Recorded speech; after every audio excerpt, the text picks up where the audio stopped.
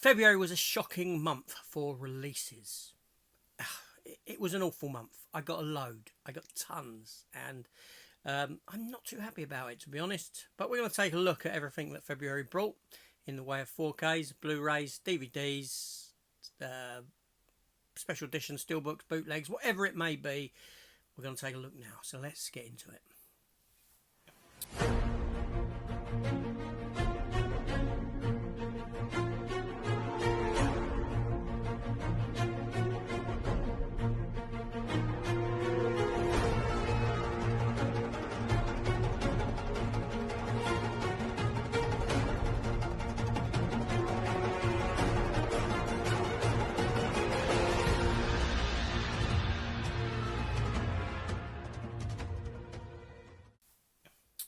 Hello everyone and welcome back to the channel. Welcome to my monthly haul video. I stopped doing a weekly haul at the end of last year or at the beginning of this year. I thought I would take it to a monthly because there wasn't a lot being picked up. It seemed like things were becoming a bit quieter. Alas, that wasn't the case for February. February proved to be an excessive amount of stuff that I picked up for February. Excessive releases, excessive purchases. I went over the top. I can see that. And it's funny because I'm doing a monthly one now, and when I was doing it weekly, it didn't really feel too bad. But now that I've thrown it all into a monthly video, it feels excessive. March looks quiet. I always say that. March looks quiet. I think maybe half a dozen pickups. Hopefully, fingers crossed. We'll see how that one plays out. It never tends to play out that way, but we'll take a look. But anyway, so let's get into what this month brought in store for me. There's no particular order to this. I'll just work my way through and talk about what I picked up and how and why and that sort of a thing. So let's get into it. Okay, so I thought I would do it this way. We can take a look like this together. Let me adjust that. So I thought I'd do it this way. I can hold it in front of the screen. We can take a look. So first up is the Only Fools and Horses collection box set specials to Hull and Back, A Royal Flush, Frog's Legacy dates, and Jolly Boys Outing. Now I picked this up in CEX. I traded in some stuff. I traded in a few items that I had on my through my culling. Some of the ones that held a little bit of value. And I picked up Only Fools and Horses. Yes, there was something else I picked up at the same time. We'll probably find that momentarily. But yes. So, yeah, Only Fools and Horses, classic comedy. What can I say? Yeah, and this was about 15 quid, I think, as I recall. But like I said, trading price. Then I picked up Existence, David Cronenberg's film, Jude Law. Now, this is a film that I remember seeing at the cinema when it came out. That being said, I've not seen it since. Yeah, it also stars Willem Dafoe, Ian Holm, Christopher Eccleston, and Jennifer Jason Leigh as the co-star. It's from 101 Films. And yeah, I remember, like I said, cinema trip for it years ago up in central London. Next up, from 88 Films, we have Miami Vice. Now, Miami Vice, see the film.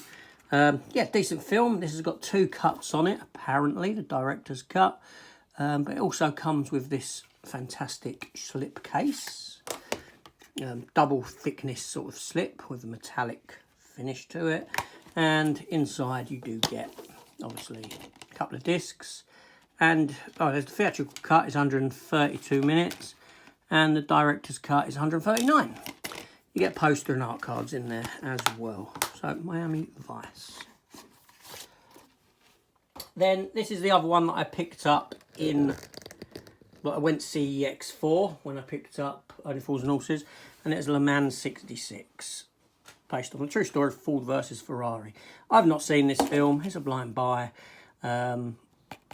Based upon a scene that I saw. I mean, you got 2 great actors in it, so can't go wrong there. But, yeah, I've not yet got around to watching it. Then we have a purchase from Amazon, and this Star Trek Prodigy Season 1. I've waited for the price to drop on this, and I kind of picked it up as a Amazon warehouse buy, in that I believe that it's probably returned by someone, but except for a little bit of tat on the slip and that, it was sealed inside. So yeah, I'm happy with that. And it was a good series. Yes, it's Star Trek aimed at a younger audience, but much like Star Wars Rebels, the TV series, once it got going, it had an underlying narrative that was more adult orientated.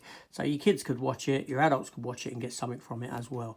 Kate Mulgrew reprises the role of Janeway in this as an emergency command hologram.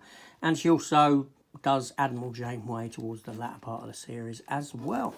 And it kind of teases Janeway as a bigger role in the second season, yet to be aired.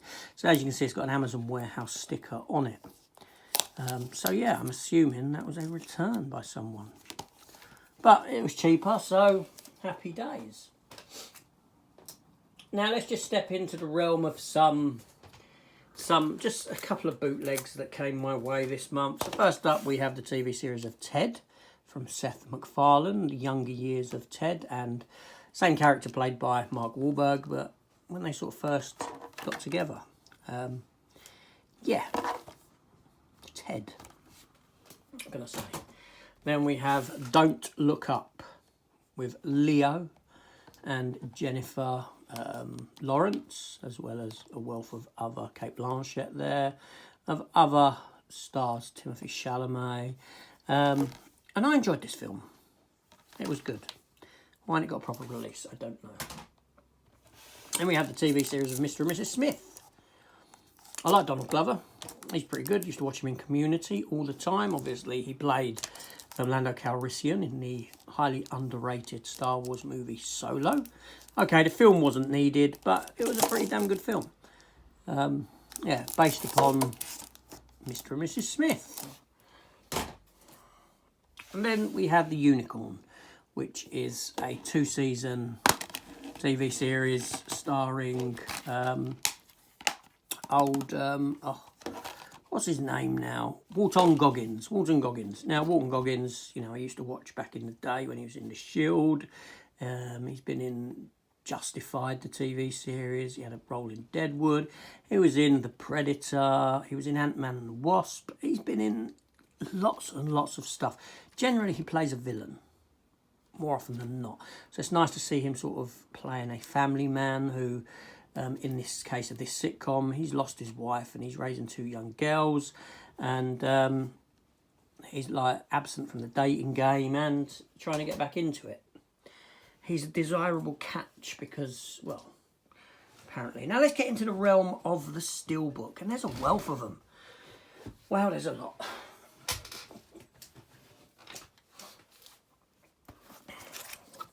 So, Steelbooks galore. Let's do this.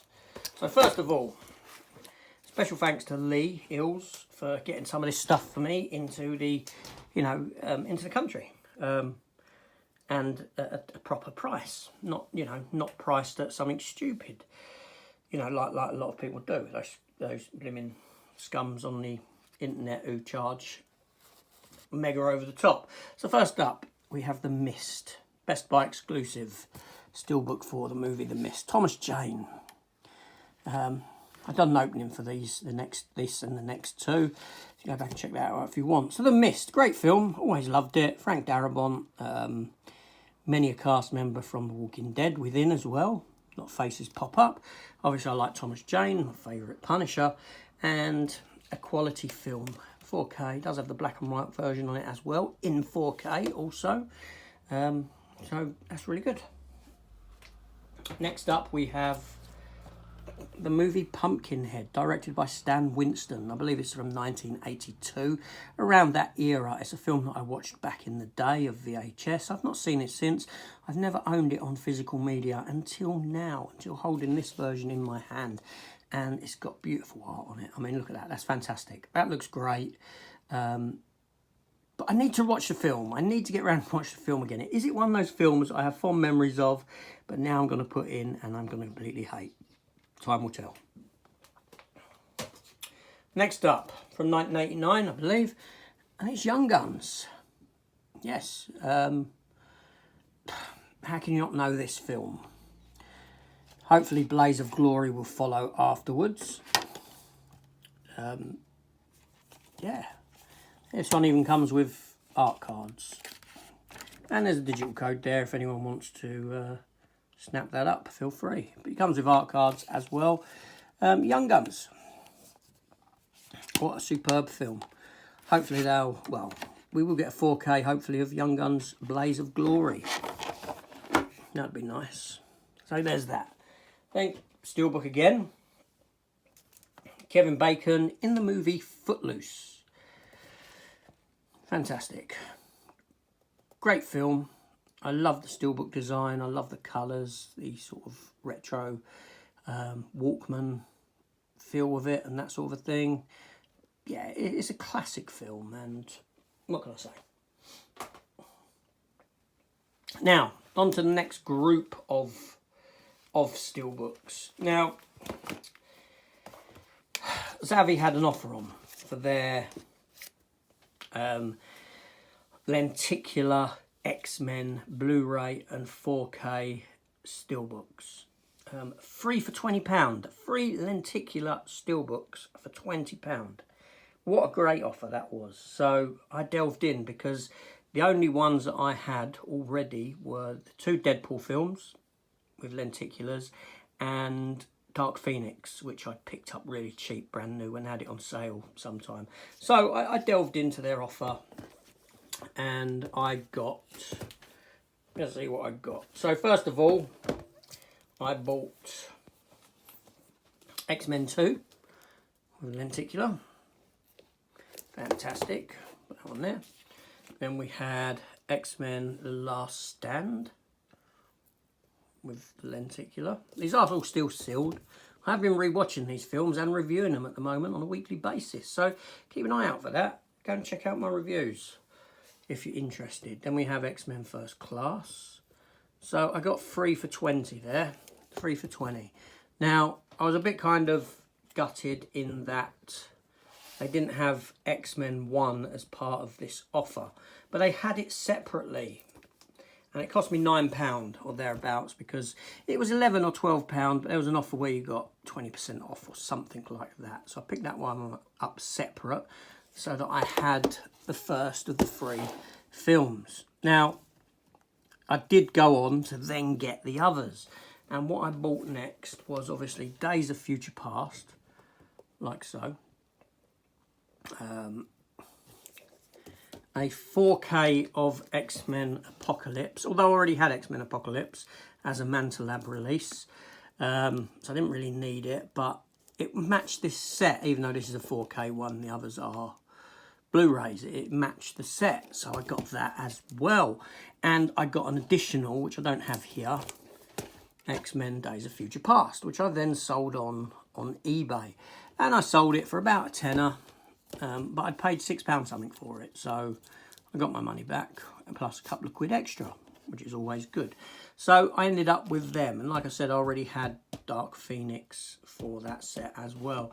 But then, where I was revisiting these films and, you know, sort of getting back into watching the X-Men films, I thought to myself, hold on a minute, I don't have the steelbook for the road cut of Days of Future Past. So thusly, I sought it out and I bought this steelbook here for X-Men Days of Future Past, the road cut. I just felt I needed to get that one as well. But there we go. And then the last steelbook, which I did open just a couple of days ago. And this one... No, it ain't my last steelbook. There's another steelbook as well, sorry. But this one here I opened the other day, and it is season 1 of Daryl Dixon, Walking Dead. Yeah, the 6-episode sort of Daryl Dixon series where he goes to France, hence the red, so blue, white and red there. French flag. And this does come with art cards as well. About 6 art cards within, as you can see. Or is it 5? 6 art cards there. A great series. I really enjoyed this one, and it's a really nice steelbook. when you've got it out and you've got it opened, it's a lovely looking steelbook. So moving on. So that last steelbook, a steelbook that I did open the other day as well, was the complete series of WandaVision that comes with art cards as well. The first Disney Plus TV show. Obviously we got Loki a couple of months ago, and now finally we have got WandaVision. These are very slow coming. I still don't believe we're going to see all of these, not unless the releases are ramped up. Honestly, I don't. Even the fact that these are not released outside of a steelbook is just alarm bells ring. But I may be wrong. I've been wrong before.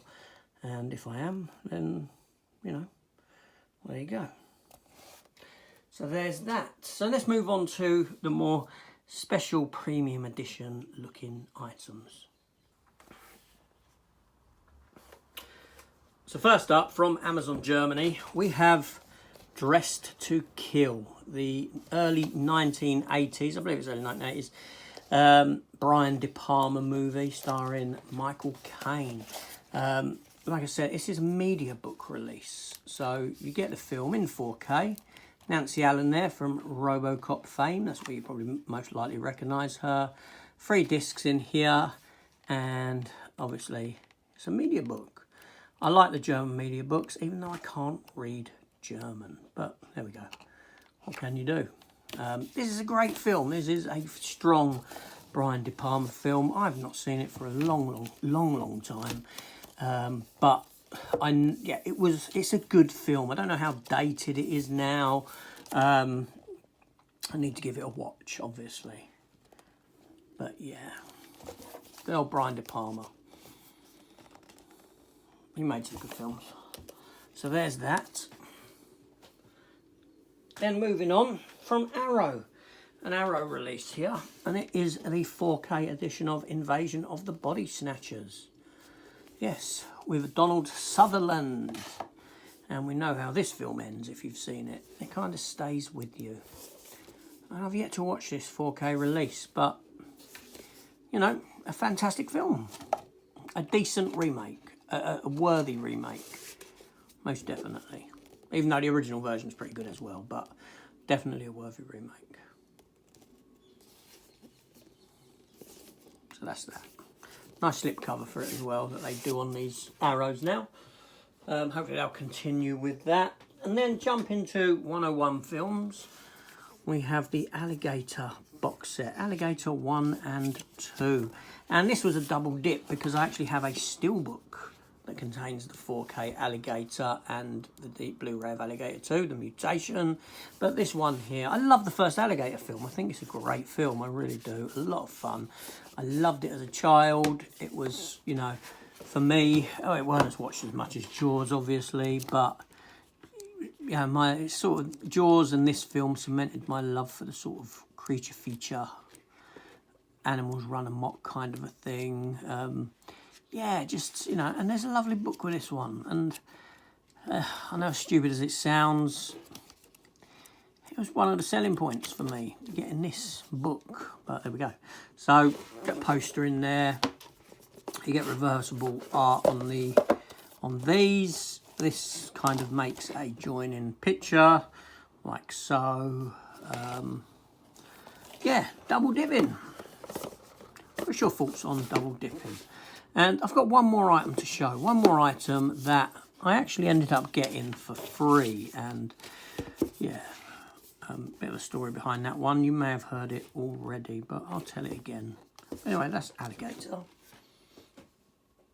And then next up, last but certainly not least, we have back to Arrow. And it is this release of the Conan Chronicles, the 4K release of Conan the Barbarian and Conan the Destroyer, the 2 Arnold Schwarzenegger classic. Yeah, you know, Robert E. Howard's beloved epic, beloved character. Still going strong in comics as well. Now, get a nice thick book in this, about 120 pages that book is. Both films, 4K, Yeah, so with this one here, what happened was that I'd ordered it from Amazon in America. It finally got dispatched. I was wondering whether it was actually going to get dispatched or not, or whether it was going to be another Exorcist situation for me, where I didn't come by the release. But I did get Exorcist in the end, thanks to Lee again. But yeah, so I messaged Amazon because there was tiny bits of damage on this because of the packaging was abysmal. It really was for a release of this ilk, and I just wanted to make them aware of it because, you know, it annoys me that they use such packaging. They need to be made aware.